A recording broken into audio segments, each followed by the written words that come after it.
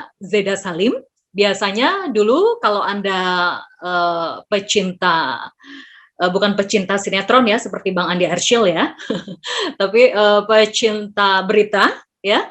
Mungkin kalau dulu di era tahun saya di 2012 sampai 14 ya, itu mungkin yang number one di Indonesia itu adalah Seputar Indonesia ya. Mungkin sekarang namanya sudah diganti Seputar iNews ya, dulu Seputar Indonesia. Dan dulu nama saya bukan Zeda Salim, tapi Zuraida Salim. Jadi mungkin masih ada yang bingung, siapa ya presenter berita Zeda Salim ya? Ya, jadi dulu saya pakai nama Zuraida Salim ya, waktu masih jadi news anchor, waktu masih jadi news presenter, waktu masih jadi jurnalis.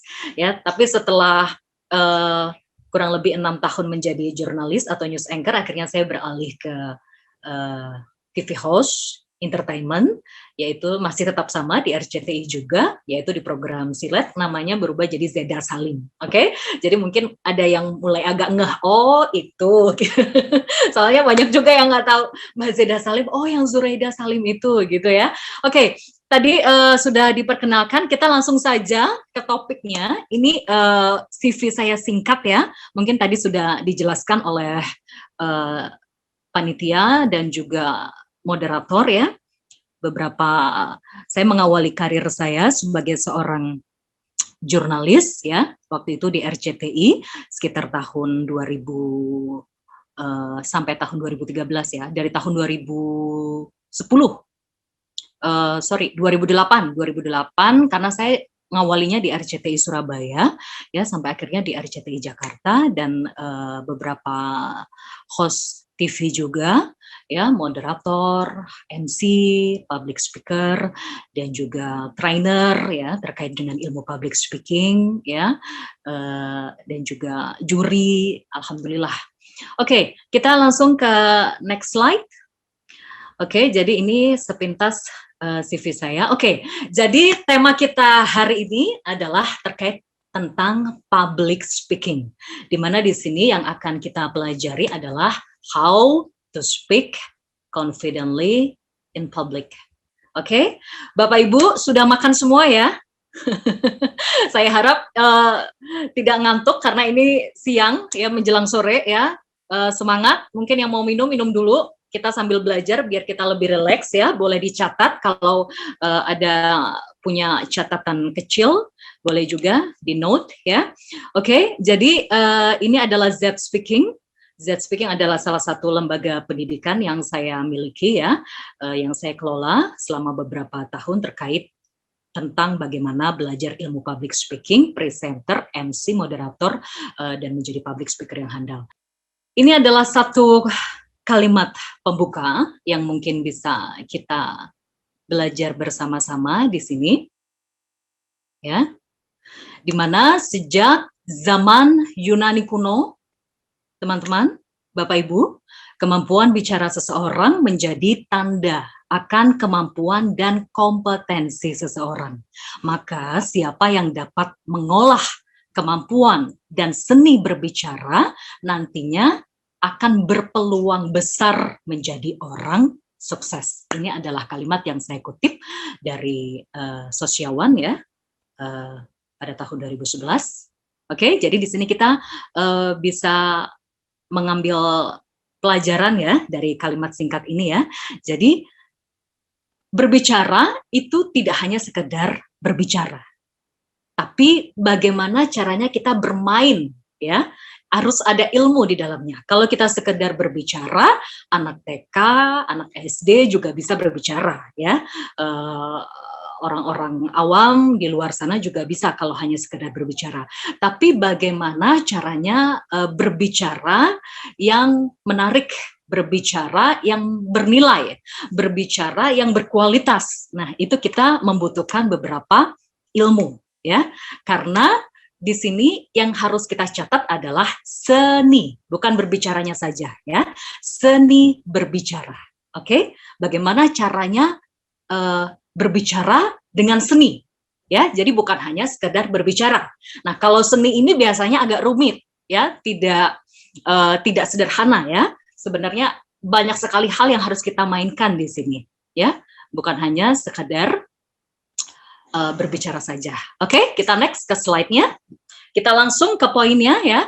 Jadi di sini saya tidak hanya akan sekedar memberikan atau berbagi ilmu terkait public speaking ya, tapi di sini saya akan memberikan rohnya ya.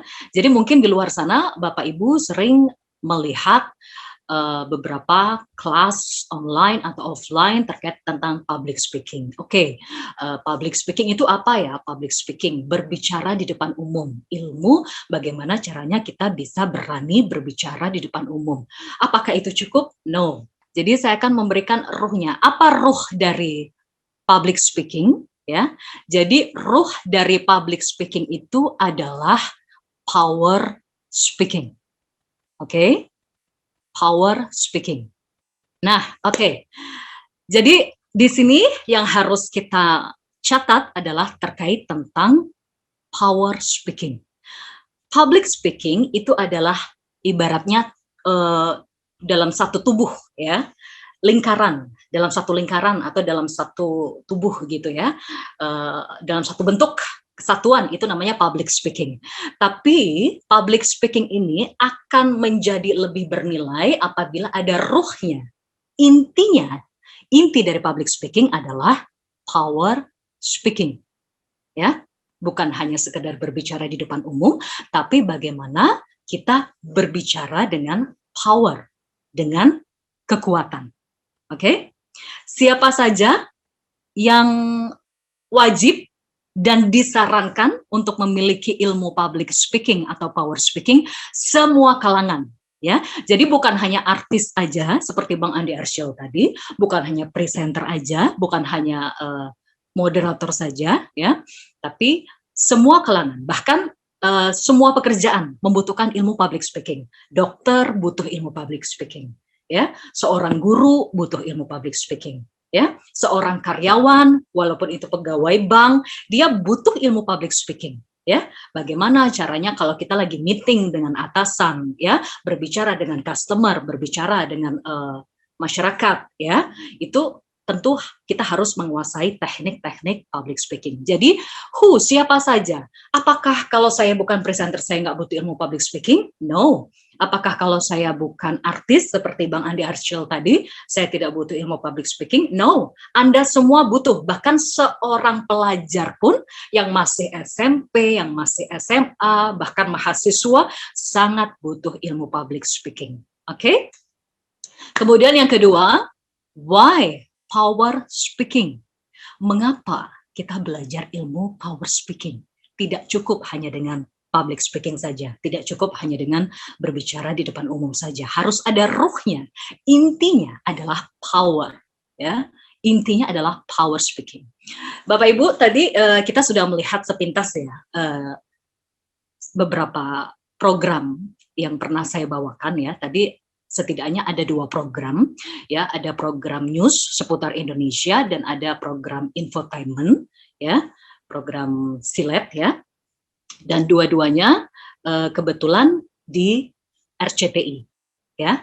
Nah, sebenarnya ini bisa menjadi contoh ya, dan saya bersyukur sekali pernah membawakan 2 program ini. Mengapa saya bersyukur?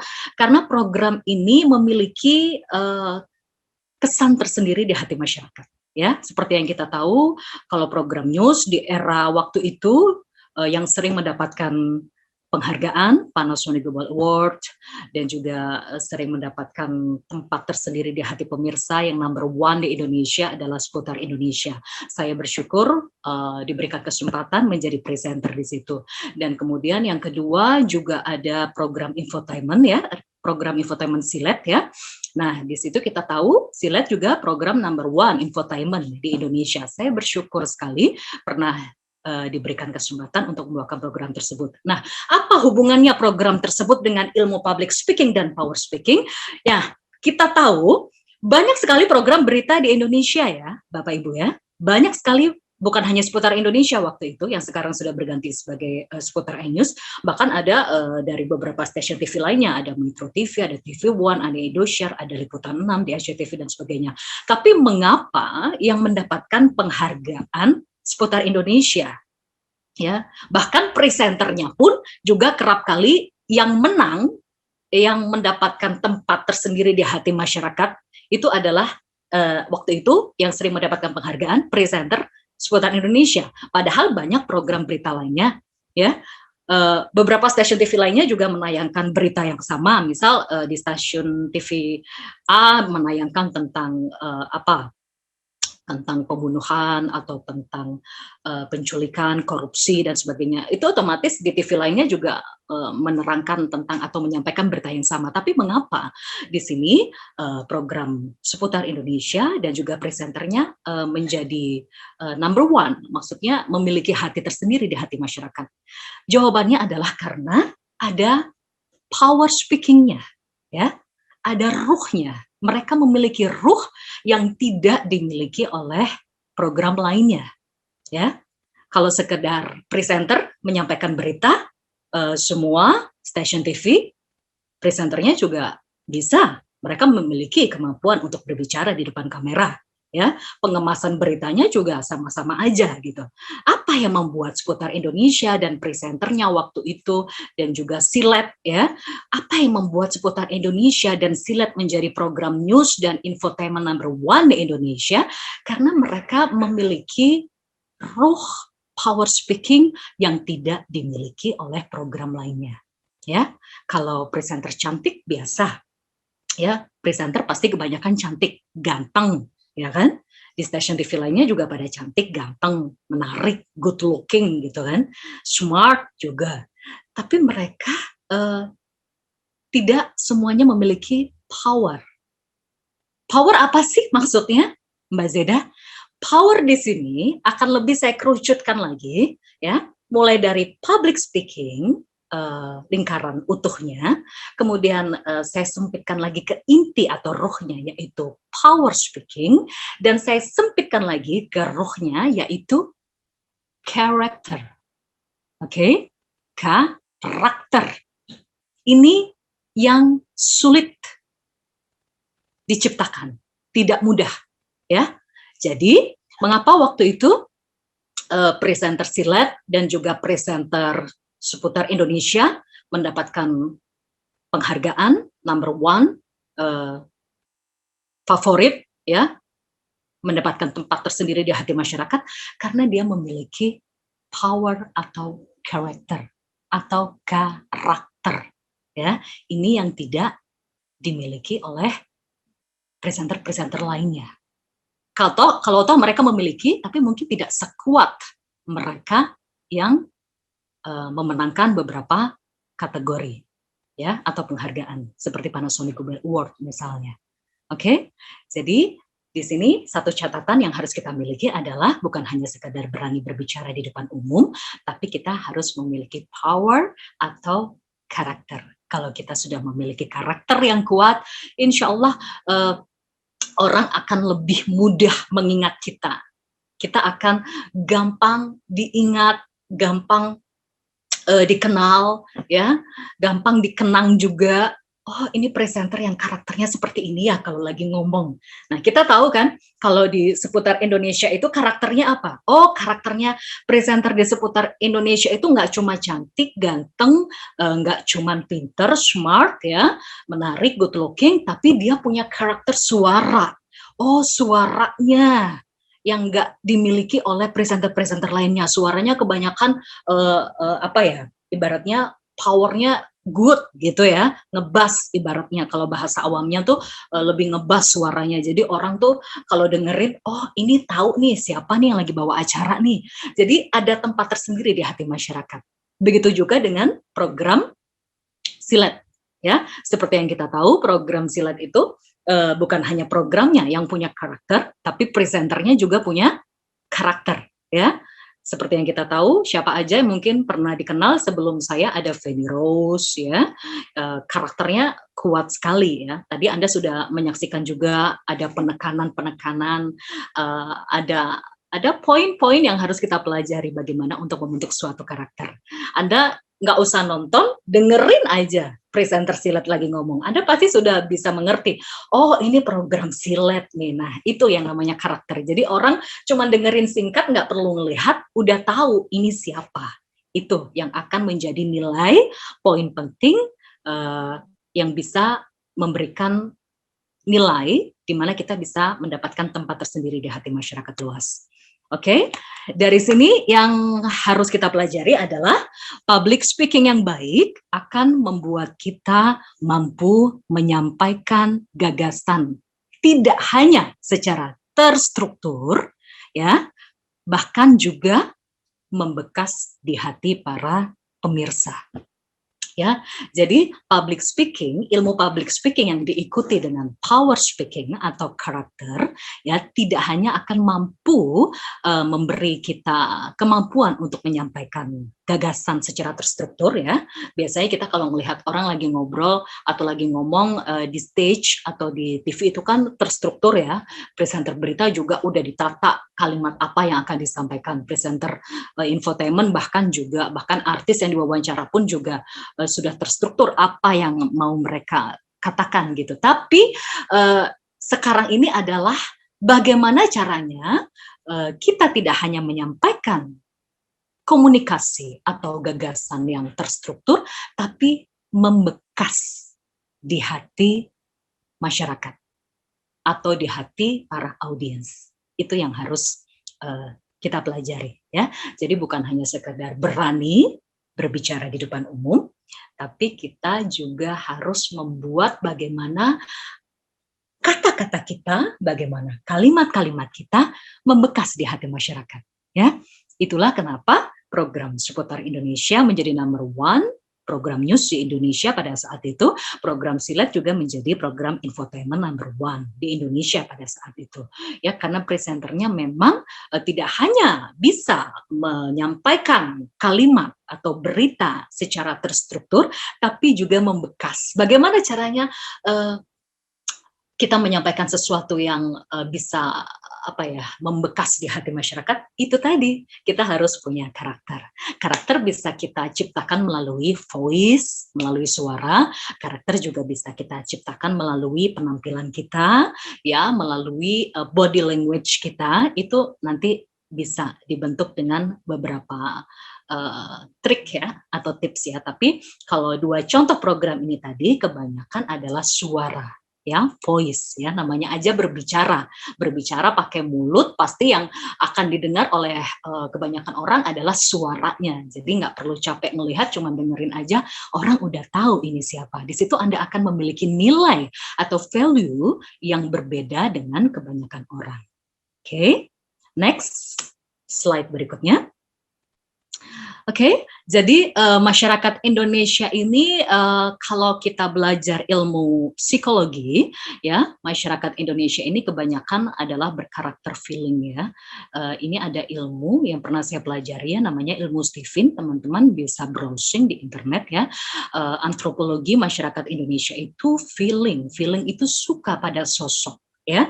Jadi bagaimana kita bisa menjadi sosok yang memiliki nilai, bervalue, berkarakter, gampang diingat, dan kata-katanya tidak hanya sekedar berbicara, tapi kata-katanya bermakna dan membekas di hati banyak orang.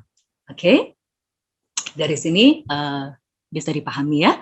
Oke, dan sekarang kita lanjut ke materi berikutnya. Prinsip power speaking atau dalam kemasan public speaking ya. Bagaimana sih caranya agar kita bisa berbicara berani, berbicara di depan umum, tidak hanya sekedar berani, tapi memiliki power ya. Yang pertama adalah tulus. Oke. Jadi prinsip pertama yang harus dipelajari ya oleh seseorang yang ingin belajar ilmu public speaking, ya, tentunya bukan sekedar berbicara, ya, berbicara yang bernilai, berkualitas, ya. Yang pertama yang harus diperhatikan prinsipnya adalah tulus. Ya, kita harus tulus, kita harus ikhlas. Karena kalau kita tidak tulus, kalau kita tidak ikhlas, pasti bakal berantakan semuanya. Ya, dimulai dari hati. Oh ya, misal seperti saya hari ini berdiri atau duduk di depan Anda semua. Niat saya di sini untuk berbagi ilmu, berbicara, saya ikhlas, tulus, ya. Jadi ketulusan itu nanti akan menciptakan ketenangan, ya. Jadi pada saat berbicara nanti kita akan lebih tenang, ya. Kita tidak akan nervous, kita tidak akan grogi, kita tidak akan gugup gitu. Oke? Itu yang pertama yang harus kita catat. Yang pertama itu dimulai dari hati, ya. Tulus, ikhlas. Nanti insya Allah kita akan lebih nyaman dan kita akan lebih tenang pada saat berbicara kalau kita tulus. Kemudian yang kedua adalah kenali audiens. Oke? Kenali pemirsa. Teman-teman atau Bapak Ibu, biasanya kalau kita menjadi pembicara, ya, atau kita diundang pada suatu acara, atau mungkin kita melihat ada sosok yang saat itu menjadi pembicara, apa yang kita pikirkan pada sosok itu? Oke, apa yang Anda pikirkan? Pasti jawabannya, oh dia adalah bintangnya. Oh, atau mungkin berpikir sebaliknya, gitu. Tahu maksudnya ya? Oke, jadi sebagai pembicara, pada saat kita berbicara di depan umum, pertama yang harus kita ketahui adalah kenali diri kita dan kenali siapa audiens. Ya, satu hal yang harus dicatat dan kebanyakan dilupakan oleh kebanyakan orang, pembicara itu kadang merasa bahwa dirinya adalah bintang, ya, seperti saya misalnya dan juga Bang Andi Arsyil tadi, ya. Mungkin mereka yang masih belum menguasai ilmu public speaking atau power speaking, ini adalah bintangnya, pembicara ini adalah bintangnya. Tapi sebenarnya kalau dalam ilmu public speaking atau power speaking, apakah itu betul? No, bintangnya bukan saya, bintangnya bukan Bang Andi Arsyil, ya, bintangnya bukan moderator atau Mbak Rina, ya, bintangnya adalah Anda semua yang sedang menyaksikan saya saat ini. Oke, bintangnya adalah Anda semua, ya. Jadi pada saat kita menjadi pembicara, kita jangan merasa bahwa kita adalah bintang, ya. Tapi bintangnya adalah pemirsa. Kalau kita merasa diri kita bintang, kita akan sibuk memperhatikan diri sendiri, ya. Tapi kalau kita memperlakukan pemirsa atau menganggap pemirsa, penonton sebagai bintang, maka kita akan memberikan yang terbaik. Oh, mereka bintangnya. Jadi saya harus apa ya, istilahnya memberikan yang terbaik, ya. Ibaratnya kayak serve, melayani, ya. Seperti saya tidak merasa kalau saya bintangnya, tapi Andalah bintangnya. Oke? Anda adalah bagian dari orang-orang yang luar biasa, yang mau belajar, ya, yang mau mendalami ilmu ini. Karena tidak semua orang diberikan hidayah atau kekuatan hati untuk mau belajar. Ini tentu membuang energi, membuang waktu, bahkan membuang materi. Ya, oke. Jadi itu yang harus dipelajari. Kenali audiens. Bintangnya bukan pembicara, tapi pemirsa adalah bintangnya. Pada saat saya menjadi seorang presenter di seputar Indonesia atau di Silet, di RCTI waktu itu, saya tidak pernah merasa bahwa saya adalah bintang. Justru bintangnya adalah pemirsa yang menyaksikan saya. Mereka adalah bintangnya. Ya. Jadi bagaimana caranya agar bintang sesuatu atau sosok orang-orang yang spesial itu bahagia, senang, ya, tentu kita harus menampilkan sesuatu yang berkualitas, sesuatu yang baik, sesuatu yang menyentuh. Oke, itu yang pertama. Lalu kenali audiens, di poin lainnya adalah kita harus tahu audiens kita siapa. Misalnya saat ini saya tahu audiens saya kalau bawa topik public speaking atau power speaking, pastinya dari kalangan kalau tidak pelajar, mahasiswa, pekerja, atau mungkin pengusaha, dan sebagainya, yang pasti mereka yang berkecimpung dalam dunia sosial ya, yang berhubungan dengan komunikasi dan banyak orang. Oh, saya bisa mengenali audiens saya siapa. Jadi cara berbicara saya pun juga harus disesuaikan dengan jenis audiens atau jenis pemirsa yang menyaksikan saya gitu ya. Tapi kalau misal kita lagi bawa acara hiburan ya, kita lagi bawa acara anak-anak, misalnya audiensnya ada anak-anak nih. Nah, jadi kita sebagai pembicara, kita harus menguasai ilmu bagaimana caranya saya menyesuaikan diri dengan pemirsa saya. Kalau anak-anak, berarti harus ada apa ya, lucunya, harus ada hiburannya. Jadi nadanya nggak yang serius banget kayak sekarang. Jadi nadanya masih ada yang ibaratnya kayak anak-anak gimana sih gitu. Kalau ibu-ibu berarti kita harus friendly ya, kita harus lebih ramah gitu kan. Kalau misalnya pengusaha atau para intelektual, kita ngejelasinnya harus terstruktur gitu. Jadi kita harus mengetahui dulu ya audiens kita, jenis audiens kita seperti apa. Jadi kita tahu kita sedang berhadapan dengan siapa ya. Anda tidak akan tahu ilmunya bagaimana cara saya berbicara kalau Anda tidak memahami siapa lawan bicara Anda. Ya, kalau lawan bicara saya adalah anak-anak, tentu saya harus bertingkah layaknya seperti anak-anak, lucu, menyenangkan, tertawa, begitu.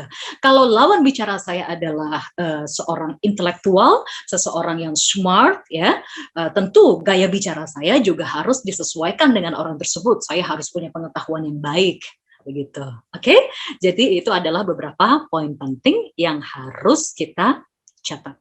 Dan yang selanjutnya adalah apa? Prinsip power speaking. Ya, tadi sudah ada tulus, ada kenali audiens, ya. Audiens adalah bintang, audiensnya jenisnya seperti apa kita harus paham. Dan yang ketiga adalah yakin. Oke? Bapak Ibu pernah baca buku The Secret? Ya, buat Anda yang pernah membaca buku The Secret, ya, atau sebuah rahasia, itu bukunya keren banget ya. Jadi ini adalah buku yang menguak rahasia alam semesta, di mana kalau kita memiliki ilmu keyakinan, maka segala sesuatunya tidak akan ada yang mustahil. Ya, yakin, ya, atau kalau dalam agama Islam namanya iman. Ya, kita harus yakin dulu nih, kita harus percaya dulu nih. Ya, kalau Anda ingin berbicara di depan umum, ingin menjadi sosok yang memiliki nilai, ya, tentunya hal ketiga yang harus kita pahami adalah kita harus percaya pada diri kita. Saya yakin saya bisa memberikan ilmu hari ini. Saya yakin saya bisa memberikan materi terkait public speaking hari ini. Saya yakin bisa membawakan program silat hari ini. Saya yakin bisa mengajar di kelas pada hari ini. Jadi harus ada yakin, ya. Kalau Anda sudah yakin, kalau Anda sudah percaya dengan diri Anda, ya, insya Allah nanti ketenangan itu juga akan bertambah, ya. Tadi kita tulus udah tenang, kita sudah kenali audiens, itu juga kita udah mulai tenang. Ditambah kita udah yakin, tenangnya akan nambah lagi, gitu. Ya, jadi jangan sepelekan tentang ilmu keyakinan, ya, karena ilmu keyakinan ini adalah ilmu yang bisa membawa psikologi atau psikologis kita menjadi jauh lebih rileks. Ya, kita psikis kita juga menjadi lebih tenang kalau kita sudah yakin. Tapi kalau kita udah dikit-dikit takut, aduh bisa nggak ya hari ini ya saya ngasih materi ini nih, saya bakal bicara di depan umum topiknya ini nih, bisa nggak ya saya? Nah kalau Anda sendiri nggak yakin, saya bisa pastikan pasti akan berantakan nanti, ya. Anda tidak yakin dengan diri Anda sendiri, tapi kalau kita sudah yakin, oh saya yakin nih hari ini saya bisa nih. Durasinya berapa? 1 jam, 2 jam. Oh saya hafalin. Oh udah disiapkan semua materinya. Saya yakin. Nah, jangan sepelekan rahasia atau the power of yakin. Gitu ya teman-teman ya. Jadi jangan pernah sepelekan ilmu the secret ya, ilmu keyakinan kita ya.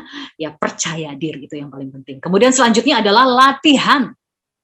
Oke, jadi poin keempat adalah latihan. Ya, kalau kita udah tulus, kita udah kenali audiens, kita udah yakin, jangan lupa ada ikhtiar yang harus kita lakukan juga, yaitu latihan. Oke, jadi kalau misal Anda ingin tampil di depan umum, ya, Anda mesti latihan dulu. Ya, seperti yang disampaikan Bang Andi Arsyil tadi, Bang Andi Arsyil juga sebelum acting di layar kaca, ya, acting itu kan juga berbicara di depan umum, bahkan lebih susah lagi karena kita harus bersandiwara gitu kan.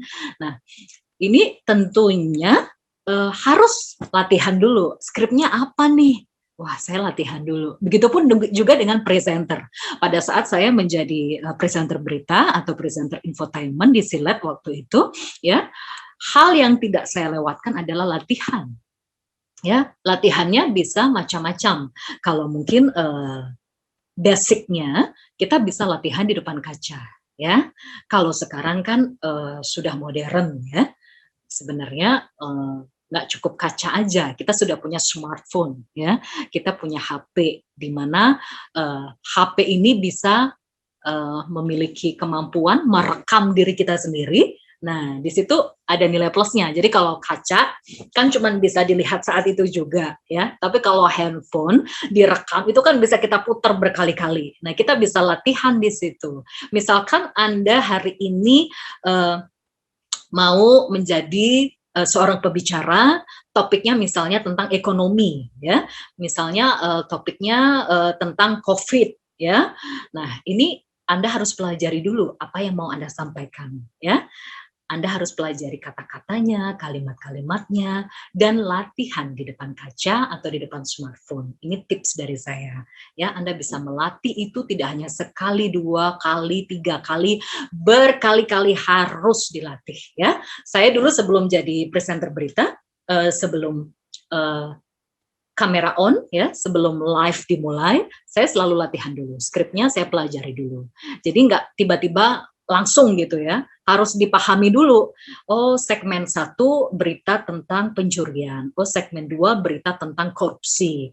Oh, jadi kata per katanya itu kita harus benar-benar pelajari. Jangan sampai kita salah mengucapkan kata atau kalimat yang itu dilihat oleh banyak orang. Ya, kita jadi tidak memiliki nilai di situ ya. Ya, jadi integritas atau profesionalisme kita berkurang di mata banyak orang. Oke, jadi latihan dulu bagaimana intonasinya, bagaimana cara pengucapannya, kalimat perkataannya. Kalau misal di situ ada istilah-istilah yang sulit, ditanyakan, ini bacanya apa? Misalnya seperti gelar, kalau kita baca di tulisan misalnya ada PhD. Nah, itu kalau kita baca bukan PhD tapi PhD.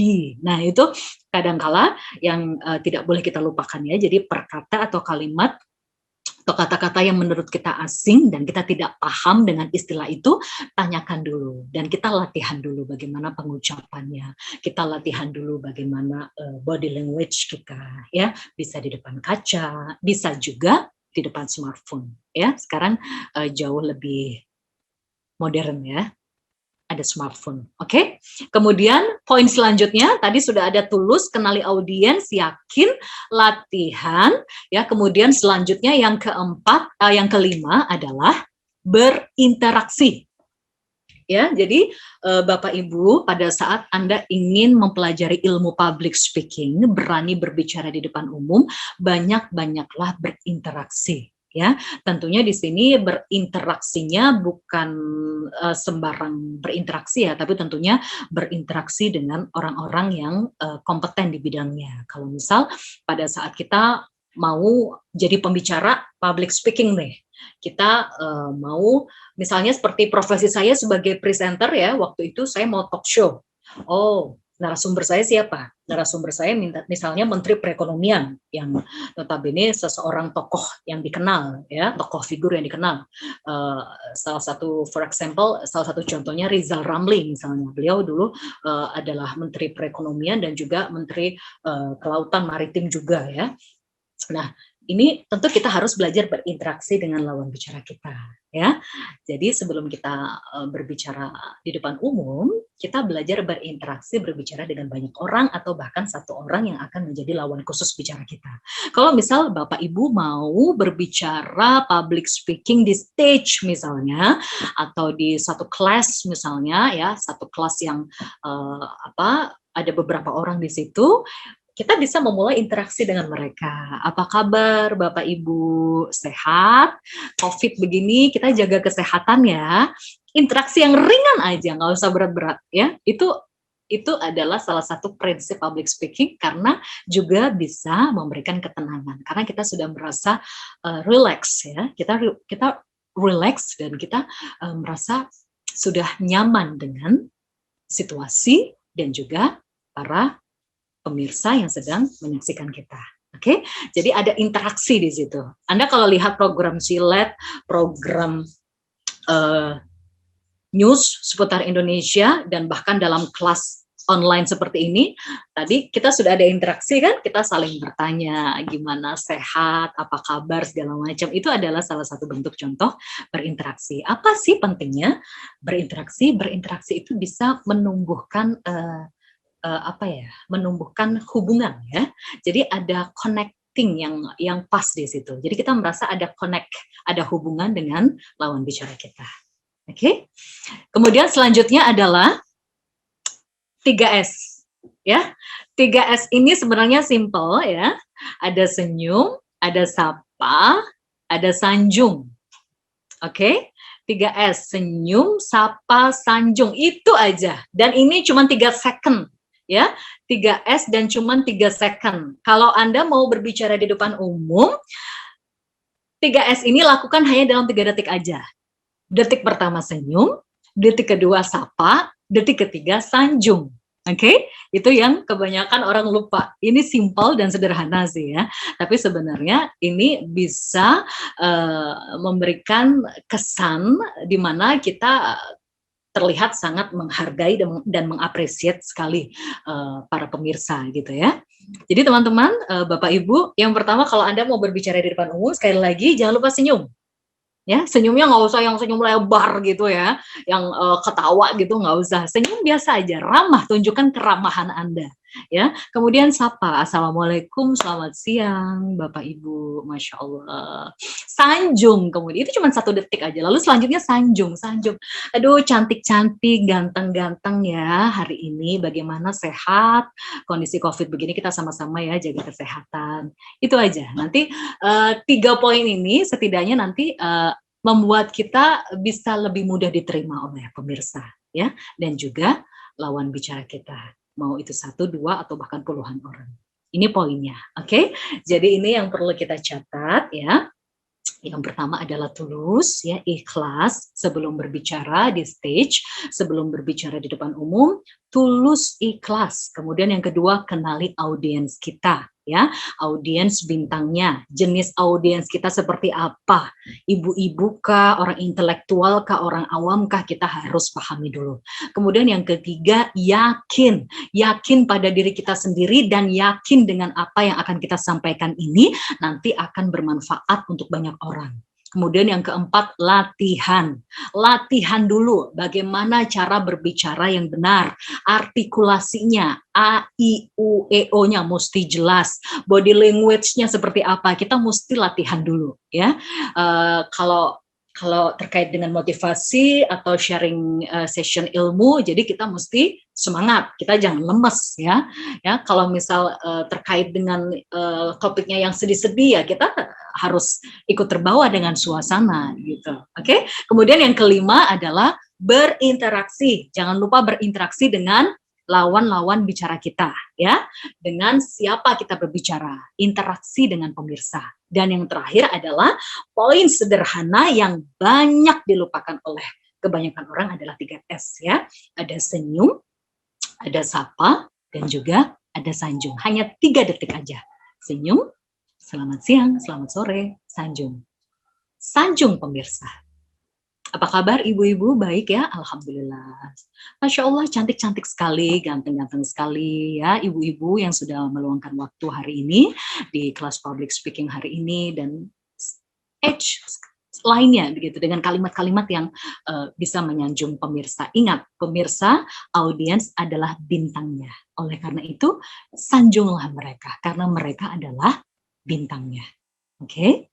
Sampai di sini paham ya? Kita bisa next slide. Next. Oke. Jadi ini bisa dicatat beberapa poinnya. Oke. Dari mulai tulus sampai dengan 3S. Slide next-nya.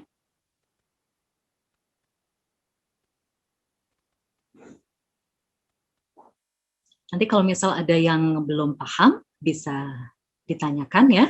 Kita masih ada beberapa poin materi lagi. Oke. Sekarang poinnya adalah berbicara yang berwibawa. Ya.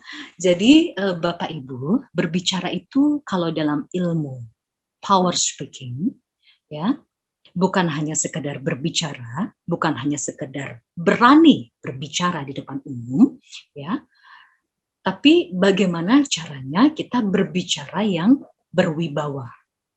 Mengapa wibawa ini perlu? Wibawa ini perlu karena bisa menumbuhkan keyakinan orang terhadap kita sebagai pembicara. Nah, sebelum kita membahas lebih detail lagi terkait dengan bagaimana itu bicara yang berwibawa, tekniknya seperti apa, saya tanya dulu nih, wibawa, karisma itu beda atau sama? Nah, pasti ada yang jawab beda, ada yang jawab sama. Wibawa, karisma, berbeda atau sama sih? Nah, di sini saya akan sedikit memberikan ilmu ya, bahwa sebenarnya wibawa dengan karisma itu berbeda. Ya. Wibawa dengan karisma itu beda. Ya. Apa bedanya wibawa dengan karisma? Anda pasti bertanya-tanya. Wibawa, karisma hampir sama deh. Apa bedanya? Anda pasti bertanya-tanya seperti itu ya. Oke, jadi kalau wibawa dan karisma itu jelas berbeda kalau dalam ilmu power speaking ya. Wibawa itu adalah tanggung jawab. Ya. Maksudnya apa? Wibawa, tanggung jawab. Pasti pada bingung ya. Wibawa itu harus kita yang membentuk. Oke? Kita yang bertanggung jawab. Ya. Wibawa itu kita yang menciptakan. Ya. Mengapa saya mengatakan wibawa itu adalah tanggung jawab? Karena wibawa itu adalah tanggung jawab Anda. Hanya Anda yang bisa menciptakan wibawa. Ya. Biasanya ada beberapa orang yang terlihat berwibawa. Apakah dia akan berwibawa secara otomatis? No. Ya. Tentunya dia harus tahu bagaimana caranya agar saya terlihat berwibawa. Tentunya dia punya ilmu bagaimana caranya terlihat berwibawa. Ya, jika Anda melihat seorang presiden misalnya, kita ambil satu contoh Presiden Soeharto, Presiden Soekarno, dan juga Presiden Susilo Bambang Yudhoyono, kita melihat mereka memiliki wibawa pada saat berbicara. Ya, ini tentu memberikan nilai, value lebih. Ya, bagaimana bisa dia terlihat berwibawa? Karena dia bertanggung jawab dengan dirinya. Dia yang membentuk wibawa itu sendiri. Ya, jadi wibawa itu nggak tiba-tiba muncul. Ya, tapi wibawa itu ada ilmunya, ada tekniknya bagaimana cara membentuk diri kita agar terlihat lebih berwibawa. Begitu juga dengan presenter berita, ya, presenter berita. Kok kelihatan berwibawa banget ya? Ini presenter berita ya. Misalnya Anda melihat beberapa program news begitu ya. Tentu itu tidak akan tumbuh, tidak akan muncul begitu saja. Presenter itu sendiri pasti sudah tahu ilmunya bagaimana membentuk dirinya agar terlihat berwibawa. Entah itu dari voice-nya, entah itu dari body language-nya, entah itu dari gaya bicaranya, entah itu dari susunan kalimatnya yang terstruktur, entah itu dari sorotan matanya. Wibawa bisa dibentuk dari berbagai macam cara. Oke, jadi itu bedanya ya, Bapak Ibu ya. Wibawa dan karisma itu jelas different ya, berbeda ya. Wibawa itu tanggung jawab kita, kita yang membentuk wibawa. Kemudian apa bedanya dengan karisma? Ada yang tahu? Wibawa dengan karisma berbeda. Apa bedanya wibawa dengan karisma? Kalau wibawa itu adalah tanggung jawab kita. Wibawa muncul karena usaha kita. Ya. Tapi kalau karisma, karisma itu adalah anugerah. Ya, Bapak Ibu ya. Karisma itu adalah anugerah dari Tuhan. Ya. Tidak semua orang karismatik. Ya. Tidak semua orang yang berwibawa bahkan terlihat berkarisma. Ya. Anda lihat misalnya penyanyi. Penyanyi semua penyanyi cantik, ganteng ya. Mungkin terlihat berwibawa juga mungkin pada saat berbicara ya, atau mungkin presenter berita mungkin terlihat berwibawa, tapi apakah mereka semua bisa dipukul rata mereka semua berkarisma? Tentu jawabannya tidak. Pasti hanya ada beberapa sosok yang Anda nilai karismatik. Ya. Oh, misalnya apa? Penyanyi. Banyak nih penyanyi band nih, tapi kalau menurut saya yang paling karismatik kok cuman Ariel ya? Ya, itu pasti Anda bertanya-tanya di situ. Iya, kalau lihat Ariel Noah atau Ariel Peter Pan, itu dia nggak cuma berwibawa, tapi juga karismatik. Gitu. Karismanya terpancar. Nah, karisma itu adalah anugerah dari Tuhan, Bapak Ibu. Ya, begitu pula pada saat Anda menyaksikan seorang artis atau aktor yang sedang berakting di layar kaca. Ya, Anda menyaksikan seorang Andi Arsyil sedang berakting. Wibawa dia terlihat berwibawa dengan karakternya, dengan cara berbicaranya yang tenang gitu ya. Tapi apakah dia karismatik? Tentu ada orang yang berpendapat ya atau tidak, ya tergantung, ya. Nah, jadi tidak semua orang yang berwibawa itu diberikan anugerah oleh Allah dengan karisma, ya. Jadi intinya bagaimana cara kita memiliki karisma? Kita harus berwibawa dulu. Poinnya di situ, ya. Karisma tidak akan tiba-tiba muncul kalau kita nggak berikhtiar dulu, mencoba untuk membentuk diri kita menjadi lebih berwibawa. Ya, karena walaupun kita berwibawa, belum tentu kita punya karisma. Ya, karisma itu semacam daya tarik tersendiri ya yang dimiliki oleh seorang manusia ya, dan tentunya itu adalah anugerah dari Tuhan. Tidak semua orang memiliki karisma. Siapa contohnya tokoh yang berwibawa atau karisma? Kita bisa ambil contoh. Oh, kalau berwibawa itu sih banyak sih ya, orang-orang yang pinter, presenter berita, itu wibawanya kelihatan mulai dari gaya bicaranya, smartnya, knowledge-nya, ilmu pengetahuannya.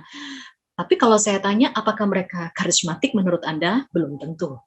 Ya, kalau menurut Anda siapa yang karismatik? Tadi contohnya seperti, oh Ariel Noah tuh kayaknya charming banget ya, kayaknya karismatik banget ya.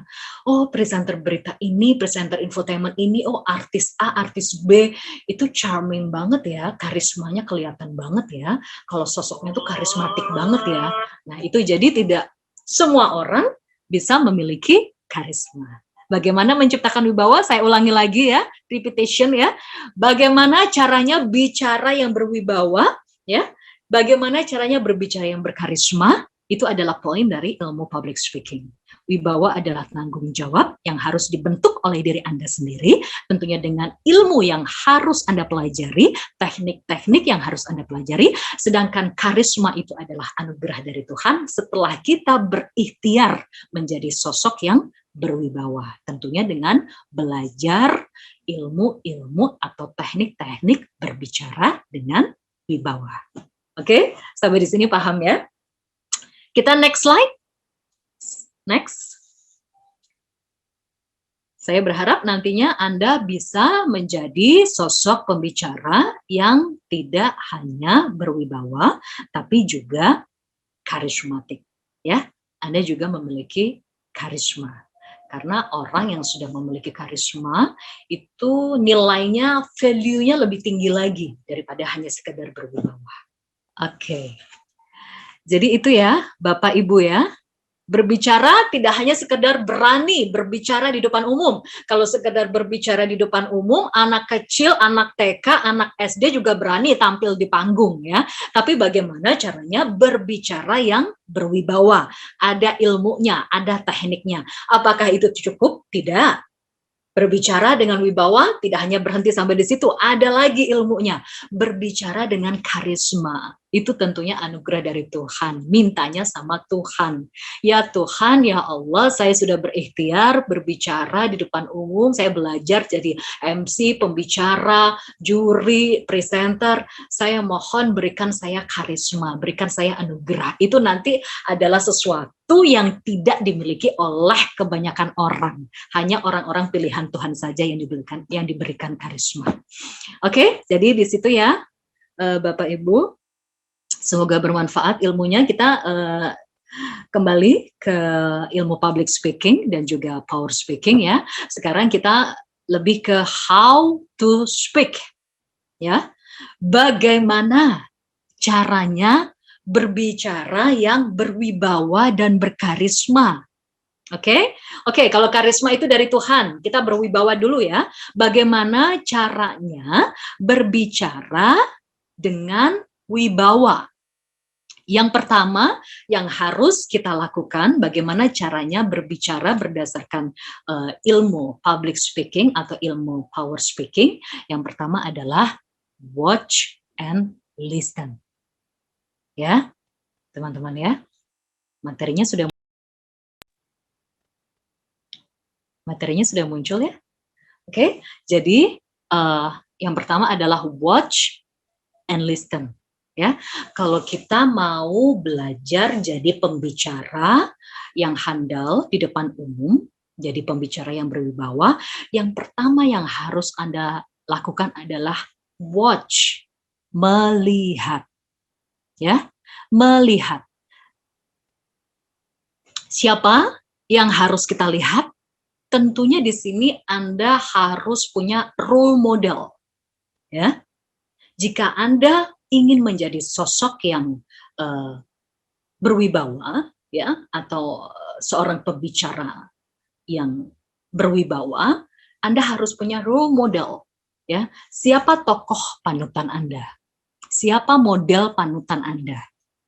Misalnya nih, oh saya suka tokoh atau role model saya adalah Mario Teguh misalnya. Berarti Mario Teguh itu harus kita lihat nih, harus sering-sering kita lihat. Watch ya. Harus kita lihat terus. Apa tujuannya kita melihat? Agar alam bawah sadar kita ini ikut merekam seperti apa sih model panutan kita. Oh, kalau Mario Teguh itu bicaranya santun. Oh, kalau Mario Teguh itu bicaranya terstruktur. Kalau Mario Teguh itu ngomongnya membekas di hati. Ngomongnya kata-katanya bijaksana. Jadi kita harus punya role model. Kalau misal role model kita adalah Andi Arsyil misalnya tadi. Oh, Andi Arsyil itu orangnya tenang. Oh, Andi Arsyil itu orangnya agamis, religius, segala macam. Jadi kita punya role model, 1 atau 2 orang aja yang pasti karakternya tidak akan jauh berbeda. Ya. Kalau misal role model Anda adalah SBY misalnya, Bapak Susilo Bambang Yudhoyono, mantan presiden kita.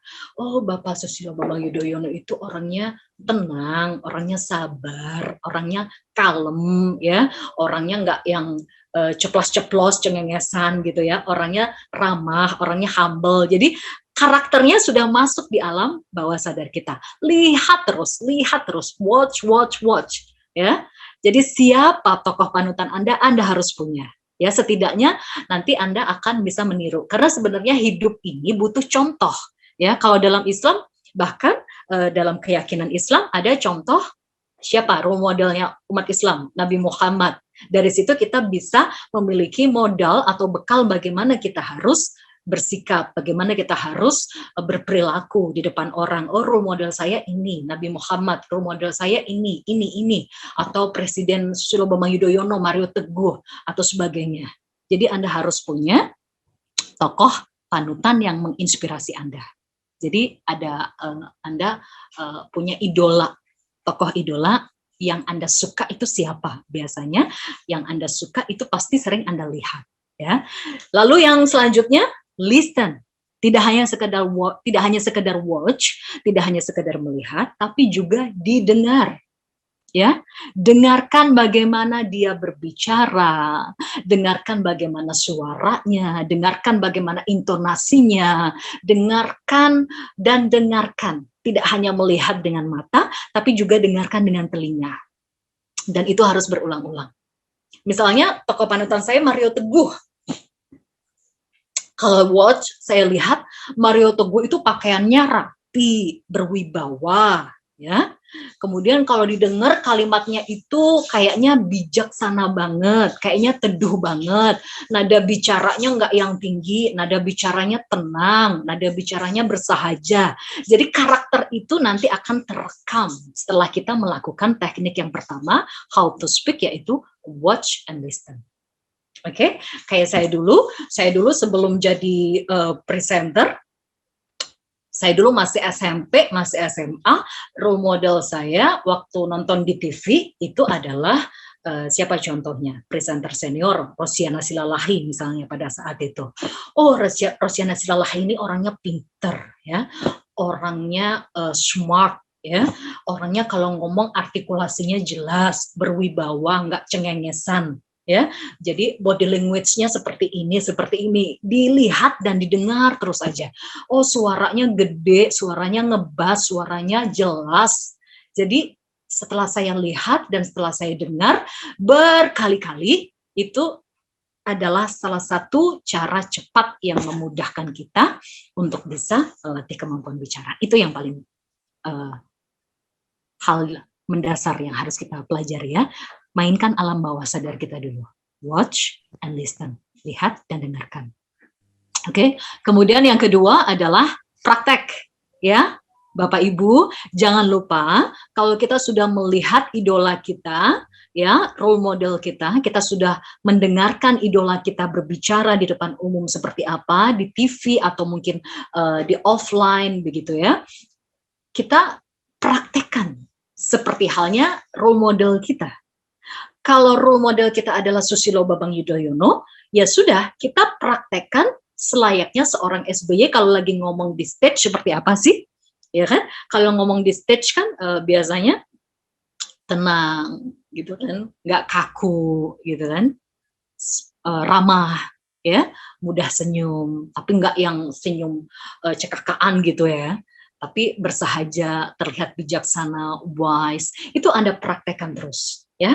Misal nih ada satu presenter yang Anda suka, ya, misalnya siapa, si A atau si B, ya. Anda lihat, Anda putar terus videonya, ya. Anda dengarkan bagaimana dia berbicara, nadanya seperti apa. Kemudian praktekkan, ya. Nanti kalau Anda sudah mempraktekkan, Anda tidak akan meniru dia 100%, ya. Anda hanya akan meniru dia sebagian, dan sebagiannya adalah karakter Anda sendiri. Jadi itu nanti akan di-combine, itu nanti akan dikombinasikan, ya. Pada saat saya berdiri di depan Anda di sini, dulu saya punya role model, dulu saya punya idola, dulu saya punya panutan. Tapi saya tidak meniru 100%, tapi saya hanya memasukkan sebagian karakternya ke dalam diri saya, dan sebagiannya lagi adalah karakter dari diri saya yang saya bentuk. Ya, bagaimana pengucapan artikulasinya, bagaimana suaranya, apakah suaranya Anda milih yang melengking, atau yang ngebas, atau yang berat, atau yang tenang, ya. Nah, itu harus dipraktekkan. Oke? Jadi tidak hanya sekedar melihat dan mendengar, tapi praktekkan di rumah. Di depan cermin boleh, di depan smartphone juga boleh. Anda rekam, Anda record, kemudian Anda play berulang-ulang. Ya. Kemudian yang ketiga yang harus dilakukan adalah evaluasi. Ya, kalau Anda sudah melihat, mendengarkan, dan mempraktekkan, evaluasi diri Anda sendiri. Ya, kalau zaman saya dulu kan nggak ada tuh smartphone yang seperti sekarang bisa direkam terus di play ulang lagi, ya kan, di replay lagi. Dulu paling cuma di depan kaca aja, sama kayak Bang Andi Arsyil tadi, ya. Nah, tapi kalau di era modern seperti ini, ya, Anda bisa mengevaluasi penampilan Anda. Anda baru mendengar atau melihat idola Anda, kemudian Anda praktekkan, baca berita. Misalnya Anda ambil majalah atau koran apapun, di situ 2 paragraf atau 1 paragraf Anda baca, Anda praktekkan di depan kaca atau di depan handphone yang di-record, ya. Kemudian Anda play, kemudian Anda evaluasi sendiri. Apa ya yang kurang dari saya? Oh, saya masih melengking nih suaranya. Oh, bedanya sama role model saya, kalau role model saya, kalau Mario Teguh, SBY, Rosiana Silalahi, ini suaranya berat. Tapi kok suara saya melengking ya? Jadi mesti saya evaluasi nih, gitu. Ya. Kemudian body language. Kalau role model saya Mario Teguh, SBY, Rosiana Silalahi, kayaknya dia tenang ya, wibawanya kelihatan banget kalau lagi ngomong, tapi saya kok kebanyakan gerak ya. Nah, itu bisa kita evaluasi sendiri, ya. Atau mungkin kalau Anda berani, ya, Anda bisa meminta pendapat orang lain atau mungkin mereka yang profesional di bidangnya, ya. Mereka yang profesional di bidangnya. Makanya biasanya saya membuka kelas khusus presenter, public speaking, power speaking, MC, moderator, ya. Itu biasanya saya menerapkan 3 poin ini. Yang pertama, watch and listen. Makanya di awal tadi saya siarkan bagaimana dulu saya menjadi seorang presenter. Di situ Anda bisa melihat dan mendengar, setidaknya kalau Anda belum punya role model, Anda melihat salah satu presenter yang saya tayangkan di yang sudah di play tadi, ya, yang bisa menjadi CV saya, itu bisa Anda watch and bisa Anda listen juga, ya, didengar, dilihat, didengar. Kemudian Anda praktek, ya. Kalau di kelas saya itu juga ada praktek. Nanti akan ada skrip yang harus dibaca langsung, ya. Kemudian yang ketiga, dievaluasi, ya. Jadi yang bisa mengevaluasi itu diri kita, orang lain atau sahabat, atau mungkin bahkan yang lebih baik adalah mereka yang profesional di bidangnya. Mereka yang memiliki integritas, ya. Mereka yang memiliki ilmu di bidangnya, ya. Oke, berbicara dengan wibawa, ya. Seperti yang sudah saya jelaskan tadi, yang pertama adalah body language, ya. Jangan berlebihan, don't too much, ya. Ya, makanya kita harus punya role model. Kalau kita punya role model, kita punya tokoh idola panutan, kita akan bisa lebih mudah mengevaluasi diri kita, ya. Body language pada saat berbicara di depan umum, jangan terlalu banyak gerakan yang tidak perlu, gerakan yang berlebihan. Anda kalau melihat seorang presiden, presenter berita, atau presenter TV host segala macam, Anda melihat dia begitu tenang kan, karena body language-nya memang terlihat tidak begitu banyak gerakan begitu, ya. Jadi jangan berlebihan dalam melakukan gerakan pada saat berbicara di depan umum. Kecuali kalau Anda sedang energik banget, misalnya lagi ada sesi senam atau apa, itu beda lagi gitu ya. Tapi kalau pada saat kita menyampaikan suatu topik, ya, sharing ilmu, session yang agak serius, body language-nya yang tenang aja, jangan terlalu berlebihan. Anda akan terlihat lebih berwibawa di situ. Kemudian yang kedua, artikulasi. Artikulasinya jelas. Tadi seperti contoh waktu saya siaran tadi, ya, Bang Andi Arsyil tadi juga sudah menjelaskan, ya. Artikulasi A, I, U, E, O-nya jelas, ya. Jangan tergesa-gesa pada saat berbicara, karena orang nanti akan terganggu, ya. Orang akan kesulitan untuk mencerna apa yang kita sampaikan, ya. Dan kalau bisa, kalau kita sedang talk show atau bicara dengan lawan bicara kita, 1, 2, atau 3 orang, biarkan lawan bicara kita selesai berbicara dulu. Anda akan terlihat lebih elegan, Anda akan terlihat lebih berwibawa jika Anda mempersilahkan lawan bicara kita berbicara sesuai dengan porsinya, ya. Tunggu selesai bicara, kemudian kalau ada yang perlu kita kita potong, ya, kita jeda tentunya dengan teknik yang benar, ya, bukan sekedar menjeda atau memotong pembicaraan, ya. Oke, selanjutnya yang ketiga adalah the power of voice. The power of voice, ya. Jangan sepelekan suara, ya. Kalau Anda berbicara di depan umum, ya, menjadi seorang pembicara, perhatikan suara Anda. Perhatikan jenis suara Anda, ya. Anda mau suara yang seperti apa? Kalau berdasarkan ilmu public speaking atau power speaking, saya beri bocoran, kebanyakan orang akan terlihat berwibawa jika suaranya berat, ya, jika suaranya ngebas ibaratnya, ya. Nggak mungkin dong pada saat kita menyampaikan ilmu public speaking, di saat kita menyampaikan beberapa topik yang agak serius gitu ya, terus suara kita melengking kayak jengkelin gitu, "Hai, halo pemirsa." Nggak mungkin ya, teman-teman ya, Bapak Ibu ya. Jadi, kita harus benar-benar perhatikan kekuatan suara kita ya, pada saat kita berbicara dengan teman, pada saat kita berbicara dengan anak, dengan saat kita berbicara sebagai seorang public speaker di stage ya, sebagai narasumber atau pemapar atau pemberi ilmu ya, kita harus belajar mengendalikan teknik power voice kita. Oke, the power of voice. Perhatikan suara kita. Kemudian selanjutnya yang keempat adalah posisi tangan. Ya, kalau misal Anda bertemu meeting dalam satu meja, ini saya ada satu jenis posisi tangan yang harus kita hindari ya, staple ya, posisi tangan staple. Biasanya Anda kalau meeting ya, Anda tidak harus menjadi artis, presenter atau public figure ya, Anda yang bekerja di kantor pun ya, Anda juga butuh ilmu public speaking, berbicara dengan wibawa. Anda hindari gaya bicara dengan tangan seperti ini. Bisa dilihat ya, posisi tangan saya seperti apa ya.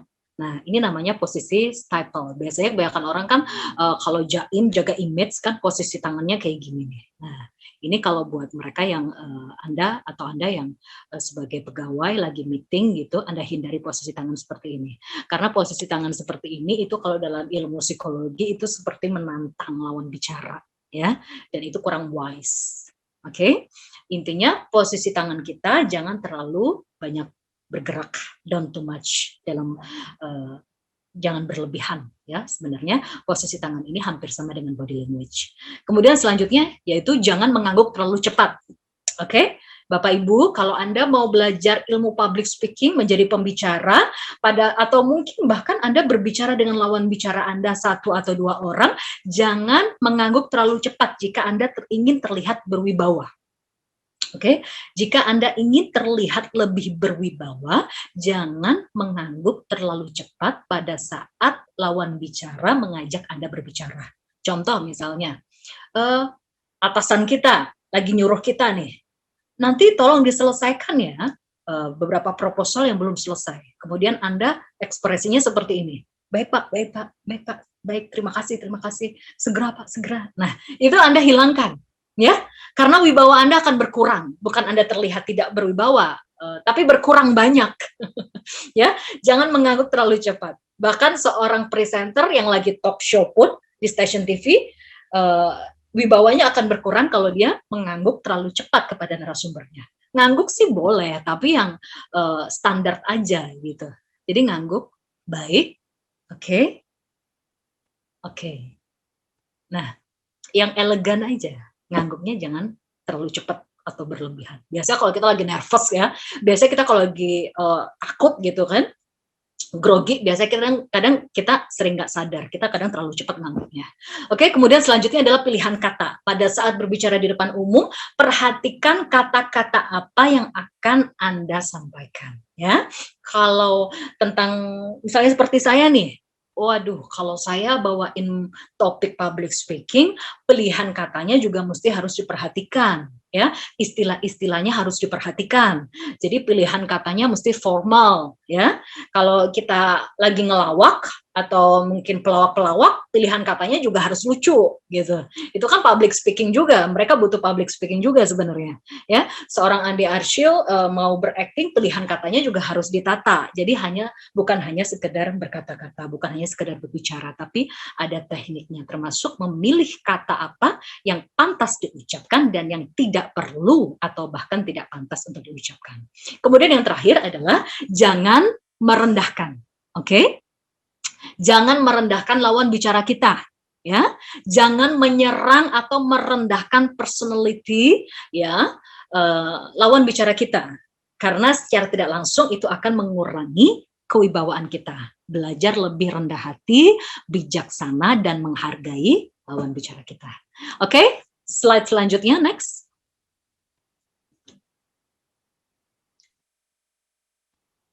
Jadi ini yang harus diperhatikan ya, teman-teman ya. Jangan merendahkan. Kebanyakan kita kalau lihat presenter, talk show, itu kan kadang-kala nggak sengaja merendahkan narasumber. Nah, itu wibawanya akan berkurang atau bahkan hilang. Ya, jadi kita mesti tahu tekniknya. Nah, kemudian poin selanjutnya adalah apa yang harus dihindari. Ya, tadi sudah saya jelaskan, yang pertama adalah gerakan, don't too much, jangan terlalu banyak gerakan. Kemudian yang kedua, gaya bicara imut. Ya, kalau Anda ingin menjadi seorang pembicara yang berwibawa, hindari gaya bicara imut. Ya, kalau gaya bicara Anda imut, kayak jengkelin gitu, ya, terus ketawa cekakakan, wibawa Anda akan berkurang, kecuali kalau Anda pelawak. Ya, bahkan pelawak pun kadang suaranya masih ada yang berat gitu kan, jadi dia terlihat lucu tapi juga berwibawa gitu.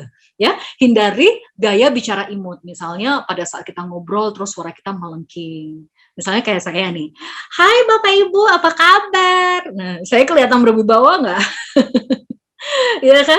Jadi wibawa saya berkurang, gimana sih? Katanya mantan jurnalis, gimana sih? Katanya mantan presenter. Kok suaranya melengking imut, sok imut gitu gitu. Ya, it's okay, nggak apa-apa. Tapi kita lihat sikon ya. Kalau kita sama temen, sama beberapa anak kecil atau saudara-saudara keponakan kita sih it's okay, nggak masalah gitu. Tapi kalau dalam sesi formal seperti ini, hindari gaya bicara imut. Oke. Kemudian yang ketiga adalah suara melengking, ya. Suara yang melengking itu misalnya kalau apa ya, kita lagi ngobrol terus nadanya tiba-tiba tinggi. Ah, masa sih? Ah, kata siapa? Nah, itu melengking kan. Ya, itu kita hindari ya. Jadi wibawa kita akan berkurang di situ. Hindari suara melengking ya. Jadi mesti diperhatikan the power of voice ya. Suara. Kemudian yang keempat adalah artikulasi yang tidak jelas. Ya, hindari artikulasi yang tidak jelas. Anda melihat saya ngobrol dari tadi, jelas nggak artikulasinya? Ya, insya Allah jelas ya. Nah, pada saat saya berbicara seperti ini kan, artikulasi itu apa sih Mbak? Artikulasi itu penyebutan vokal ya. A, I, U, E, O-nya itu harus jelas ya. Kalau misal saya nyapa Anda, Bapak Ibu hindari ya gerakan gaya bicara imut dan juga suara melengking, artikulasinya juga hindari ya. Nggak enak kan? Ya, nggak enak kan? Jadi apa sih, ngomong apa sih, nggak jelas gitu kan. Artikulasi yang jelas itu bisa membentuk personality seseorang lebih berwibawa lagi ya. Kemudian selanjutnya adalah tergesa-gesa, panik. Hindari berbicara yang tergesa-gesa ya, atau terlihat panik. Jadi gini nih, misalnya kita harus seperti ini, kita nggak boleh nih harus seperti ini, kita harus mempunyai teknik seperti ini. Itu kan tergesa-gesa tuh. Hindari berbicara seperti itu. Ya, kalau bisa bicara yang tenang, yang jelas, yang wise, ya, yang bijaksana, jangan tergesa-gesa dan jangan terlihat panik. Oke, kita ke next selanjutnya. Kita ke slide selanjutnya. Oke, kita berada di slide terakhir ya, teman-teman ya. Mungkin bisa dipelajari. Yang pertama ya, bagaimana ya cara menghilangkan grogi. Tadi ini juga merupakan pertanyaan juga dari Bapak Ibu juga tadi saya baca. Yang pertama Bapak Ibu, untuk menghilangkan grogi pada saat berbicara di depan umum, yang pertama adalah harus ikhlas. Ya, kalau kita nggak ikhlas, kita nggak akan tenang. Ya, psikis kita nggak akan tenang. kita akan panik, kita akan ketakutan nggak jelas, ya. Yang pertama harus ikhlas, ya. Ikhlaskan diri, Anda akan lebih rileks nantinya. Kemudian setelah itu Anda akan lebih tenang, ya. Kemudian yang ketiga adalah repetition, ya, pengulangan, ya. Repetition untuk menghilangkan grogi, Anda bisa mengulang-ulang kalimat apa yang akan Anda sampaikan nanti. Repetition, repetition, repeat lagi. Kayak saya dulu waktu mau baca berita di seputar Indonesia atau baca skripnya naskah di Silet, dulu kan ada naskahnya dulu. Itu saya ulang-ulang. Nah, kalau saya ulang-ulang, itu otomatis saya lebih menguasai kalimat apa yang akan saya sampaikan tadi. Jadi kalau pengulangan itu dilakukan, kita tidak akan grogi. Oke? Kemudian selanjutnya adalah don't think too much. Jangan berpikir yang berlebihan. Misal kita mau berbicara di depan umum, Anda nggak usah mikirin di rumah lombok gimana ya, nasi gimana ya, anak-anak gimana ya, suami gimana ya, utang tetangga gimana ya.